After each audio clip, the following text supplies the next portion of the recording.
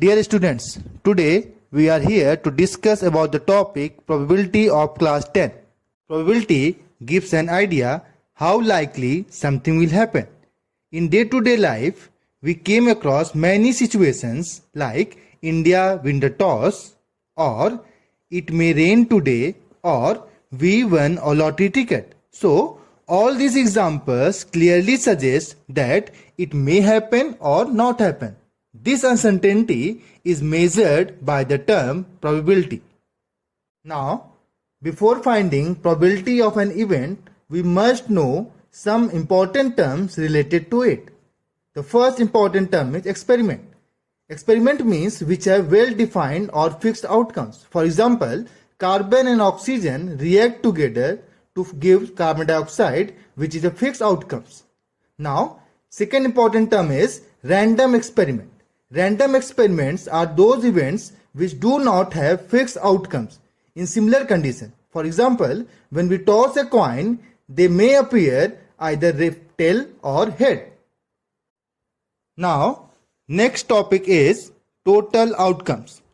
Total outcomes means it gives number of all possible outcomes of an event. For example, when we toss a coin, it may comes up either tail or head. That is two outcomes. Let us take another example.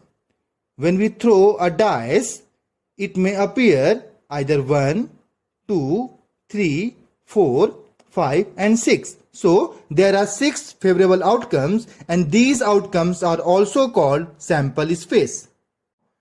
Next important term is favorable outcomes. Favorable outcomes means required result. That is what we required. For example, we have card numbering from 1 to 6, and if we have to find favorable outcomes of getting even number, so there are 3 even numbers 2, 4 and 6. So favorable outcomes for getting even number is 3. So there is 3 favorable outcomes. Probability of an event. Probability of an event is denoted by the symbol P in bracket E, and it is defined as the ratio of number of favorable outcomes or desired outcomes to the total number of outcomes. As we all know that favorable outcomes are always less than or equal to total number of outcomes, so range of probability is always greater than or equal to 0 but less than or equal to 1. Now, if probability of an event is 0, it is called an impossible event. And if probability of an event is 1, it is called sure or confirmed event. Next term is complementary events. Complementary events are those events which have only 2 cases, that is happening of that event or not happening of that event. If P in bracket E denotes probability of happening of that event and P not E denotes probability of not happening of that event, in that case the sum of probability of happening of that event and not happening of that event gives 1. For example, if we toss a coin, either you won the toss or not win the toss, that is lose. Before we start to take some questions, we must remember the terms total possible outcomes and favorable outcomes. Now, starting the question number 1. An urn contains 5 red balls, 3 black balls, 4 green balls, and 1 ball is drawn at random. We have to find the probability of the ball comes out. First part red ball, second part black or green, third part not green ball. So first we have to find the total number of outcomes. Here it is 5 plus 3 plus 4, that is 12 balls. Now using formula, probability is equal to number of favorable or desired outcomes upon total number of outcomes. Here first we have to find the probability of red ball. So there are 5 red balls and total ball is 12. So probability of getting red ball is 5 upon 12.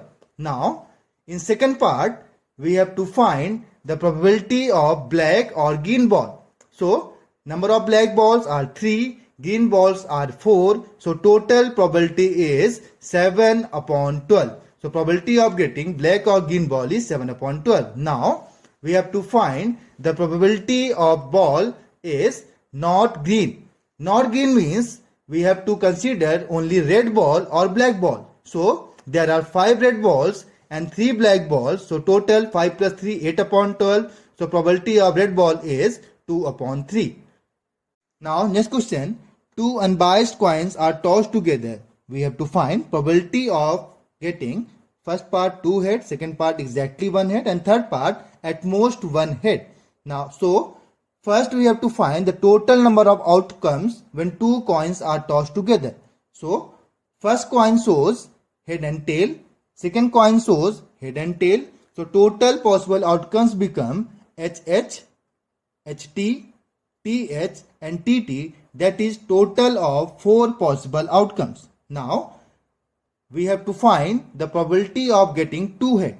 So here probability of getting 2 head, so favorable outcomes are only 1, that is HH. So probability is 1 upon 4.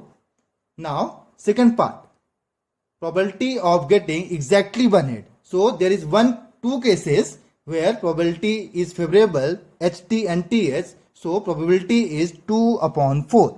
Now third part, we have to find probability of getting at most 1 head. At most 1 head means we have not to consider where 2 possibilities of head. That is only 1 case are there where 2 heads are come. So favorable outcomes are TT, HT, TH. So there are 3 favorable outcomes and probability is 3 divided by 4, that is 3 upon 4.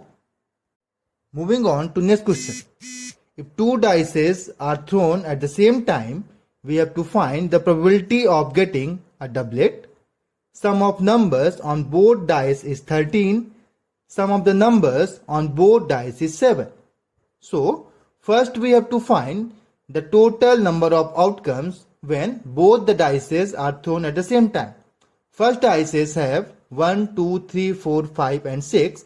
Second dice have 1, 2, 3, 4, 5 and 6. So all possible outcomes are 1, 1, 1, 2, 1, 3, 1, 4, 1, 5, 1, 6, 2, 1, 2, 2, 2, 3, 2, 4, 2, 5, 2, 6. Similarly, we can form rest of the tables. Now, total number of outcomes, if we see that it is 6 multiplied by 6, that is total of 36 outcomes. Now, in first part, we have to find the probability of getting a doublet. Here, doublet means both the dice have same number, that is 1, 1, 2, 2, 3, 3, 4, 4, 5, 5, 6, 6. So, there are 6 favorable outcomes. So, probability of getting a doublet is 6 divided by 36, that is 1 divided by 6, that is 1 by 6. Now, we have to find probability of numbers on both the dice is 13. So sum of the numbers on both the dice is 13. As we all know that a dice have a maximum of 6, that is 12. So this is an impossible limit because sum cannot be greater than 12. In third case, we have to find the probability of sum of numbers on both dice is 7. Here, the sum of numbers on both the dice is 7 is shown by red colors. It is 1, 6, 2, 5, 3, 4, 4, 3, 5, 2, 6, 1. So there are 6 favorable outcomes. So the probability again using formula is given by number of favorable outcomes divided by total number of outcomes. So probability is 6 upon 36, that is 1 by 6. Now we are going to discuss about a deck of playing cards. You must have seen a pack or deck of playing cards. It consists of 52 cards which are divided into 4 suits of 13 cards each. Heart, diamond, club and spade. Out of which heart and diamond are of red color, club and spade are of black color. So there are total of 26 black color cards and 26 red color cards. The cards in each suit are ace, king, queen, jack, 10, 9, 8, 7, 6, 5, 4, 3 and 2. King, queen and jack are called face or picture card. The card bearing numbers 10, 9, 8, 7, 6, 5, 4, 3 and 2 are called numbered card. Thus, a pack of playing card has 4 ace, 12 face card and 36 number card. The ace together with face card, that is ace, king, queen and jack, are called card of honor. So there are 16 cards of honor. Now, you are able to find probability of getting a card from a well shuffled deck of 52 cards. Suppose we have to find the probability of getting a red card. So out of 52 cards, 26 cards are of red color and 26 cards are of black color. So probability of getting a red card is 26 divided by 52, that is 1/2. Hopefully now you will be able to find probability of different types of events either based on card, dice or any other questions. In next session, we will discuss some more questions based on probability. Thank you.